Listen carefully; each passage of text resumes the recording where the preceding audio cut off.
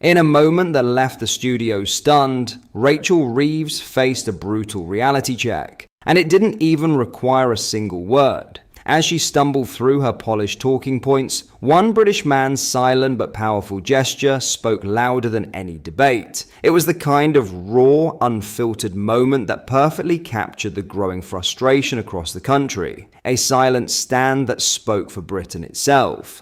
Stay tuned. You'll want to see how one small act exposed just how out of touch Labour's leadership really is. Before we get into the video, make sure you hit the like button and subscribe to the channel for more. For our country, to build a stronger and more resilient Britain. A country built on and powered through the contribution of people in all parts of our country. Today I will set out more of our plans to make that a reality. I know how hard the last few years have been for so many people. I have always been clear that the central challenge facing this government is to improve living standards and to renew our public services. And that the only sustainable way to turn around Britain's growth performance after 14 wasted years, to put more money in people's pockets, to revive our high streets, to give our children the opportunities that they need to succeed, and put simply, our plan is to make working people, to make our country better off. The central barrier to economic growth has been underinvestment. For too long, Britain has lagged behind every other G7 economy when it comes to business investment as a share of GDP. One of the consequences was that the last Parliament was the worst on record for living standards. This government's economic strategy is designed to fix that problem, underpinned by the three pillars that I set out before the election. First, stability, so that investors, businesses and families have the confidence to plan for the future. Second, reform, to remove the barriers that get in the way of so much potential.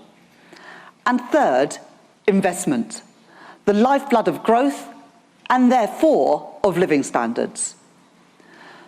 My cabinet colleagues and I have wasted no time in pursuing this agenda. Overhauling our planning system, the single greatest barrier that businesses told me was standing in their way.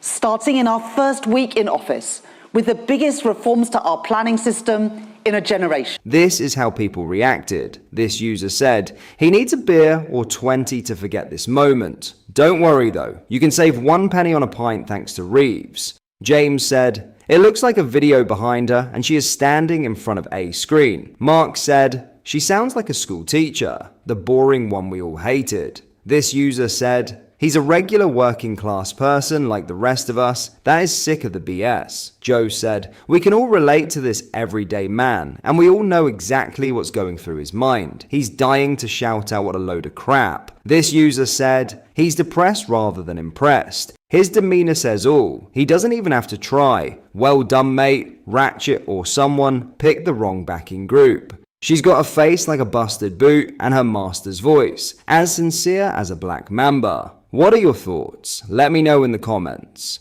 In other news, former Conservative MP Bob Seeley has launched a scathing attack on Prime Minister Sir Keir Starmer, saying he finds it offensive when the Labour leader dresses up in a military uniform and looks like he's acting tough. Speaking to the media, the former soldier criticised Starmer's plans for a new era of defence and slammed the government's lack of clarity on how much certain aspects will cost. Hitting out at Defence Secretary John Healey's inability to disclose the cost of Britain's new AUKUS submarines, Seeley fumed. It's pretty pathetic, and it's par of the course for the government, sadly. And John Healey, to his credit, is one of the better or less useless ministers, so if he doesn't even know, it's no wonder that people like Rachel Reeves and all the others like Lucy Powell sound so much worse. The former soldier also criticised Starmer's military appearances, given his professional background. He told the media, I personally find it offensive the way that Keir Starmer dresses up in a uniform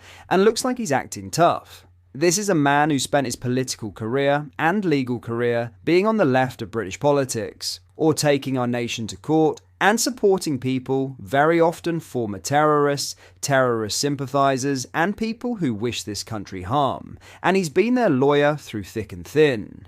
Seeley also condemned the government's handling of the Chagos Islands Treaty, which he claims will cost £9 billion.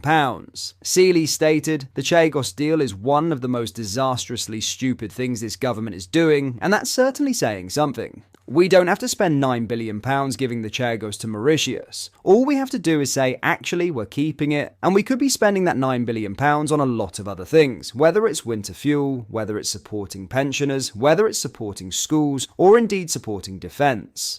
The former Tory MP also criticised the government's approach to defence spending and deterrence. "The reality is that deterrence is expensive, but it is always cheaper than fighting. And the fact is, we're now spending a lot of money arming Ukraine because deterrence has not worked because Putin thought we were weak. He didn't think we'd defend or support the Ukraine, and he didn't think the Ukrainians were going to fight." In a pointed criticism against Starmer, Seeley claimed, "If he understood our deterrence, and if he was deterred, we wouldn't be in the mess we're in now, and hundreds of thousands of people wouldn't be dying on the other side of Europe. I think Keir Starmer is one of the worst prime ministers in history, and I think Kemi's a good leader. As a soldier, I personally find it offensive the way that Keir Starmer dresses up in a uniform and looks like he's acting tough." Seeley expressed support for military recruitment initiatives aimed at school leavers, despite Labour's previous criticism of similar Conservative proposals. He concluded, "I do support it because I loved my time in the army, and if I had my time again, I would do it properly, and I'd join the army at a much younger age. I nearly did it when I was 18, then decided not, and I think it's a great career. And actually, I really recommend it. Likewise, the RAF and Navy. If we can draw people in, I think they'll find it structured and exciting, it's got some discipline, and you do adventure training, and you actually learn pride in yourself and pride in your country, and we don't have enough of that at the moment, so that bit works."